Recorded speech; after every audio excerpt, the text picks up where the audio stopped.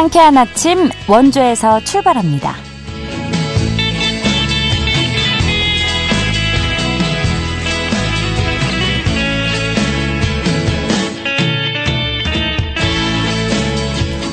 여러분 안녕하십니까? 11월 4일 월요일 KBS 원주방송국에서 보내드리는 상쾌한 아침 원주에서 출발합니다. 저는 진행의 이은주입니다. 한 주를 시작하는 월요일인 오늘 대체로 흐린 가운데 곳곳에 비가 내리겠습니다. 예상 강수량은 강원 내륙과 산지에 5mm 내외로 양이 많지는 않겠는데요. 내일은 강원 동해안과 산지에 5에서 20mm의 비가 예보됐고요. 일부 산지에는 눈이 내려서 도로에 살얼음이 생길 수 있겠습니다. 빙판길 교통안전에 대비하셔야겠습니다. 오늘 아침 최저기온 10도에서 14도로 출발해 한낮에는 20도를 밑돌겠는데요. 일교차는 그만큼 줄어들었지만 한낮에 점점 추워진다는 의미겠죠. 내일 비록 기온은 좀 더 내려갈 전망입니다. 오늘 준비한 소식입니다. 국민건강보험공단이 오는 22일까지 국민건강보험에 관한 모든 것, 무엇이든 말해줘라는 주제로 쇼츠와 릴스 공모전을 실시합니다. 리포터 현장에서 알아보고요. 원주 가정폭력, 성폭력 상담소가 여러 기관과 연계해서 지속적으로 성범죄 예방 캠페인 활동을 하고 있는데요. 하지만 갈수록 진흥화되고 있는 성범죄의 현주소를 짚어보는 시간 갖도록 하죠. 11월 4일 월요일 상쾌한 아침 원주에서 출발합니다.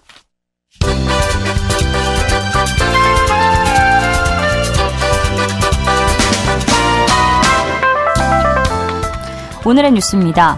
횡성문화원과 커뮤니티 시네마 네트워크 사회적 협동조합은 오늘부터 14일까지 2024 작은 영화관 기획전을 개최합니다. 이번 기획전은 10가지의 섹션으로 구성된 15편의 영화가 무료로 횡성 시네마에서 상영되며 전시와 토크 프로그램, 영화 해설 등 다양한 연계 프로그램도 함께 진행됩니다. 연계 프로그램 상영작은 전화 신청을 통한 사전 예약으로만 이뤄지며 그 외의 모든 프로그램은 현장 발권으로 참여가 가능합니다.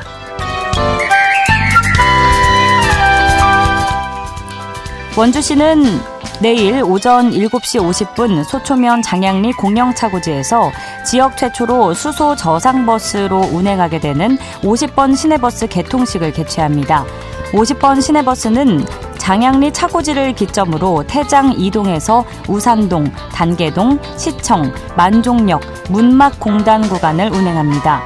우산동과 태장동 등 북부권에 거주하는 시민들이 환승 없이 만종역 이용이 가능해질 뿐 아니라 다수의 중고교가 노선에 포함돼 있어 학생들의 등하교에도 도움이 될 것으로 기대됩니다.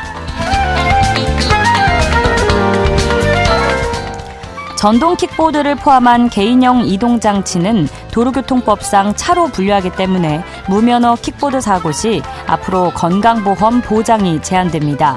국민건강보험공단은 전동 킥보드 등을 운행하다가 교통법규 위반으로 사고가 발생할 경우 국민건강보험법에 따른 급여 제한 대상에 해당돼 부상치료에 소요된 공단 부담금이 환수될 수 있다고 밝혔습니다. 행정안전부에 따르면 개인형 이동장치 교통사고는 지난 2019년 447건에서 2023년 2389건으로 급증했습니다. 오늘의 뉴스였습니다.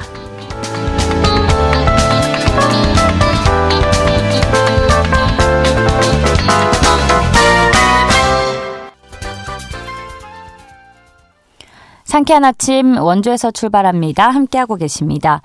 국민건강보험공단이 국민건강보험 쇼츠 릴스 영상 공모전을 개최 중인데요. 자세한 내용 리포터 현장에서 만나봅니다. 추인혜 리포터 함께합니다. 어서 오세요. 네, 안녕하세요. 네, 국민건강보험공단이 국민건강보험에 관한 쇼츠 릴스 영상 공모전을 진행 중이라고 하는데 어떤 공모전인가요? 네, 국민건강보험공단은 매년 국민들의 건강보험에 대한 다양한 생각과 목소리를 듣기 위해서 공모전을 열고 있는데요. 네. 이전에는 시나리오 오디오 공모전, 이모티콘 공모전을 비롯해서 다양한 방식으로 공모전을 진행했고 올해는 쉽고 재밌게 참여할 수 있고 또 빠르게 공유할 수 있는 릴스 영상 공모전으로 진행을 합니다. 올해 공모전의 주제는 국민건강보험에 관한 모든 것, 무엇이든 말해줘인데요. 건강보험의 수혜 사례나 건강보험에 바라는 점 또는 소통과 배려 등 핵심 가치를 비롯해서 건강보험에 관한 모든 내용을 영상에 짧게 담으면 됩니다.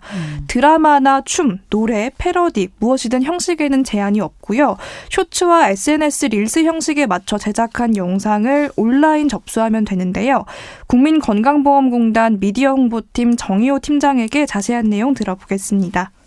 우리 일상 속에 녹아있는 건강보험에 대한 다양한 목소리를 듣고자 이번 공모전을 개최하게 되었습니다. 국민들이 건강보험에 대해 더 가깝게 인식하게 되는 계기가 되었으면 하는 바람이고요. 재미있고 더 쉽게 참여하실 수 있도록 짧은 영상 공모전으로 준비하였으니 많은 참여 부탁드립니다. 영상을 통해서 이제 국민들이 이제 원하시는 그런 얘기들을 재미있게 풀 수도 있고 다양한 뭐 표현이라든가 뭐 텍스트로 풀 수도 있고 그런 것들도 좀 포함해서 많이 이제 국민들의 여러 가지 방면의 국민들 생각을 듣고자 좀 이렇게 말을 했습니다. 뭐 핸드폰으로 간단하게 쉽게 찍어도 되고 꼭 전문성 있는 편집 기술의 영상만 높은 점수를 이제 드리려고 하는 건 아닙니다. 남녀노소 뭐 아무나 대한민국 국민 누구라면 참여할 수 있도록 저희가 공모전의 취지고요. 국민건강보험에 관해 바라는 내용을 담으면 된다고 하는데 구체적으로 어떤 내용을 담으면 되는 건지 공모전 주제에 대해서 전해주실까요? 네, 큰 제약을 두고 있는 건 아니지만 네. 건강보험에 바라는 점 혹은 건강보험 제도를 통해서 건강을 지키게 된 다양한 사례를 담으면 되는데요. 건강검진, 의료비 지원, 노인 장기 요양보험 등 다양한 경우에서 사례를 받은 경우나 건강보험에 바라는 점 또는 이 건강보험에 긍정적인 인식을 심어줄 수 있는 아이디어를 표현하면 됩니다. 예를 들면 건강보험이 적용되지 않는 질병, 피부, 모발 등의 분야에도 건강보험이 적용되면 좋겠다는 의견 등을 표현하면 되는데요. 네. 이 건강보험에 관해 평소 가지고 있는 생각을 표현하면 공모전을 통해서 공단에서는 국민들의 의견을 듣고 또 소통하는 계기로 삼을 계획입니다. 이전에 진행됐던 2022년 이모티콘 만들기 공모전에도 많은 국민들이 참가했는데요. 수상작 중에는 메신저 이모티콘으로 등재가 되고 이후 몇 시간 만에 몇만 개 수량이 완판돼서 활용할 정도로 활용도가 좋았다고 합니다. 이번 영상 릴스 공모전을 통해서는 수상작을 SNS로 공유하면서 영상에 달리는 댓글이나 국민들의 반응을 보고 건강보험에 관한 여론을 확인하고 또 수렴하는 기회로 활용할 계획이라고 하는데요. 국민건강보험공단 미디어 홍보팀 정희호 팀장에게 자세한 활용 계획 들어보겠습니다. 이번 영상 공모전으로 수상작은 12월에 이제 발표가 되거든요. 12월에 발표를 한 뒤에 이제 그 수상작에 대해서 순차적으로 저희가 운영하는 인스타그램 채널, 그 다음에 유튜브 채널 등을 통해서 이제 순차적으로 영상을 보여드릴 거예요.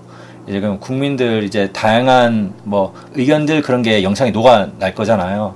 이제 그런 거 보고 댓글 등을 보면서 이제 국민들 반응과 이제 국민들 의견, 추가 의견도 이제 받아들이고 또 국민들을 또 웃으실 수 있게 또 재밌게 또 편집 그런 것도 하고 2차 가공 같은 것도 하고 이제 영상을 받아보고 그 뒤에 조금 더 최대한 많이 퍼질 수 있도록 이벤트도 하고 뭐 그런 생각들이 있습니다. 총 9명의 수상자 저희가 선정할 거고요. 그리고 더 궁금한 사항 있으시면 저희 국민건강보험공단 홍보실로 연락 주시면 친절하게 성심성의껏 답변 드리겠습니다. 네, 많은 분들이 이번 공모전에 참여해서 평소 국민들이 건강보험에 관해 생각하고 바랐던 점들이 전달이 잘 되고 또 향후 운영에 반영이 되길 기대해 보겠고요.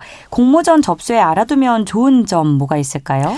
네, 건강보험의 수혜 사례를 담거나 건강보험에 바라는 점이 있다면 이번에 짧은 영상으로 표현해 보시면 좋을 것 같습니다. 네. 꼭 전문성 있는 편집 기술 영상만이 높은 점수를 받는 게 아니라고 하니까요. 국민건강보험에 관해 표현하고 싶은 게 있다면 이번 공모전 참여해 보시고요.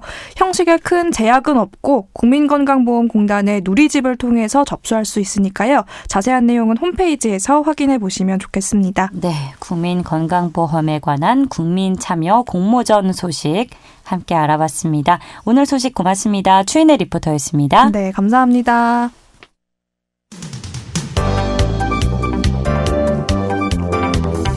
생생한 현장, 유익한 생활 정보를 전해드리겠습니다. KBS 원주라디오 상쾌한 아침 원주에서 출발합니다를 함께하고 있습니다. 함께하고 계신 지금 시각 8시 42분 지나고 있습니다. 시민 안전에 진심인 원주시가 여러 기관 단체와 연계해 성범죄 예방 캠페인 활동을 지속적으로 하고 있지만 이 성범죄에 노출되는 사례가 끊이지 않고 있다고 합니다. 원주 가정폭력 성폭력 통합상담소 안경옥 소장 연결해 원주시에서 발생하는 성범죄 실태를 자세히 짚어보도록 하겠습니다. 소장님 안녕하십니까? 네, 안녕하십니까. 반갑습니다. 네, 반갑습니다. 우선 성폭력, 성추행 등 이 성범죄 범주를 구체적으로 어떻게 이해하면 좋을지 설명해 주실까요? 네, 성폭력, 성추행, 성범죄, 이렇게 비슷해 보이는 말이기도 하는데, 네. 성범죄는 성폭력 범죄를 이르는 말입니다. 그래서 성범죄는 곧 성폭력과 같은 개념이다라고 생각하시면 되고, 법률 용어는 성폭력이 맞는데, 성범죄라고 써도 틀린 말은 아닙니다. 그래서 성폭력의 어떤 유형을 보면은 강간이라든가 강제추행, 성적 목적을 위한 다중이용 장소 침입, 통신매체 이용 음란, 카메라 등 이용 촬영, 허위 영상물 반포. 이런 통신매체나 아니면 카메라 등 허위 영상물 반포는 요건 우리가 이제 최근에 많이 들어본 디지털 성범죄라고도 부르는데 요것 또한 또 성폭력의 범주 안에 들어간다. 이렇게 보시면 될 것 같습니다. 예. 우리나라는 전 세계에서 아동 청소년뿐 아니라 성인 피해자까지 국가가 예산을 들여서 이 디지털 성범죄 영상 삭제를 지원하는 거의 유일한 국가라고 하는데요. 디지털 성범죄로부터 좀 피해자를 폭넓게 보호하겠다는 국가의 의지 표명인 것일 텐데 현재 원주 지역에서 발생하는 성범죄는 어느 정도인가요? 일단 강원 지역 전체 성폭력 발생 건수를 좀 살펴보면 2023년 기준으로 해서 655건입니다.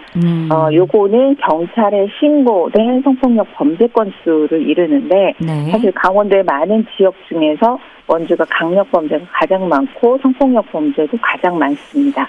그리고 이 중에서 655건 중에서 디지털 성범죄에는 중에 30%가 넘게 나타나는 걸로 볼 수가 있고요.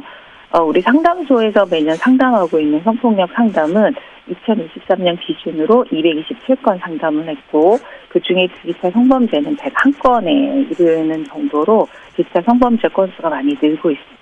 네, 공식적으로 명확히 확인된 건수만 봤을 때긴 하지만 강원도에서는 원주에서 가장 많은 성폭력 범죄가 발생한다는 말씀이시죠? 네, 그렇군요. 이 최첨단 IT 강국 대한민국에서 그만큼 온라인과 기술의 발전이 속도가 빨라지기 때문에 또 이를 범죄에 악용하는 속도 또한 빨라지고 있는 것으로 보이는데 이런 가운데 디지털 성범죄에 노출되는 문제들은 특히 사회적 파장이 크죠? 네, 그렇죠. 말씀하신 것처럼 대한민국은 세계 최고의 IT 강국입니다. 예. 그래서 이런 IT 기술을 사실은 잘 쓰면 문제가 되지가 않는데 요금을 또 잘못된 목적으로 썼을 때 이제 사회적으로 문제가 많이 발생되고 사실은 그것이 최근에 디지털 성범죄가 되는 거죠. 예. 얼마 전에 전국적으로 이제 이슈화가 되었던 딥페이크 영상이 텔레그램에 이제 공유된 사건이 있었는데 네. 서울대에서 발생됐고 그다음에 인하대 딥페이크 사건이 있었고 뒤를 이어서 전국의 초중고까지 딥페이크 방이 따로 만들어져 있다라는 것들이 알려지면서 누구나 이제 디지털 성범죄의 피해자가 될 수 있다라는 충격이라든가 공포를 주었었죠. 한국여성인권진흥원의 2024년 디지털 성범죄 피해자 지원 현황을 보면 피해자의 70%는 여성입니다. 그런데 25.8%는 남성 피해자예요. 그러니까 여성만 피해를 보는 거는 아니고 남성 피해자 수도 사실은 적지 않다. 이렇게 볼 수가 있을 것 네. 같고 피해자들의 나이대는 아무래도 젊은 층이 많습니다. 그리고 20대가 50%, 그다음에 10대가 24.6%. 그러니까 이 디지털 성범죄의 피해자의 70% 이상이 10대와 20대이다라고 보시면 될 것 같습니다. 그리고 가해자의 경우에는 이 디지털 성범죄 특성상 이제 나이를 특정하지 못하는 경우가 많지만 이 또한 젊은 이제 편이 많은데요. 딥페이크 성범죄는 별도로 이제 통계 수치가 나와 있는 게 있는데 사실은 딥페이크 성범죄는 10대가 전체 63%를 차지하고 있습니다. 네. 그 다음이 20대, 30대, 40대, 50대 수는데요. 아무래도 디지털 기기에 익숙한 10대가 딥페이크 범죄에 많이 이제 조금 이게 범죄라는 것에 대한 부분보다는 장난이나 놀이처럼 생각하는 부분들이 많아서 10대가 상당히 많이 차지하고 있는 걸로 보였습니다. 우리가 소위 말하는 명문대와 같은 곳들, 그러니까 뭔가 바르고 공부만 하는 학생들이 있을 것만 같은 대학교뿐만 아니라 지금 초중고까지 딥페이크 방이 만들어져 있다는 사실을 보면 뭐 피해자는 물론이고 가해자 다수가 10대인 경우도 많고요. 그만큼 연령이 매우 낮아지고 있는 현상은 틀림없어 보이는데요. 게다가 그 대상도 뭐 가족, 친척, 친구, 지인, 교사 이렇게 뭐 대상을 가리지 않아서 더 큰 충격을 주고 있습니다. 왜 이 같은 성범죄에 노출되는 사례가 늘고 있는 건지 좀 파악되고 있는 통계 자료가 있을까요? 네, 그 강원경찰청 자료에 따르면 이제 디지털 성범죄 발생 건수가 이제 매년마다 한 200여 건 이제 가까이 되고 있고 2023년에 128건으로 나타났습니다. 근데 이제 이런 사례들을 보면은 원주에서는 같은 학원에 다니는 여학생, 이제 딥페이크에서 SNS에 게시한 중학생이에요. 같은 학원에 다닌다라는 걸로 해가지고서 딥페이크를 해서 실형을 이제 받았던 케이스가 있고, 그리고 이제 강원도에서 상당히 큰 사건이었었죠. 20대의 강원도의 모 육군 장교가 5년간 채팅 앱을 이용을 해서 다 이제 미성년자한테만 접근을 한 거예요. 10대 청소년들한테 접근해서 성착취물 한 3천여 개를 이제 만들었고, 그 피해자만 거의 100여 명에 달하는, 그래서 기소된 피해자는 이제 78명에 달하는 사건들이 있었죠.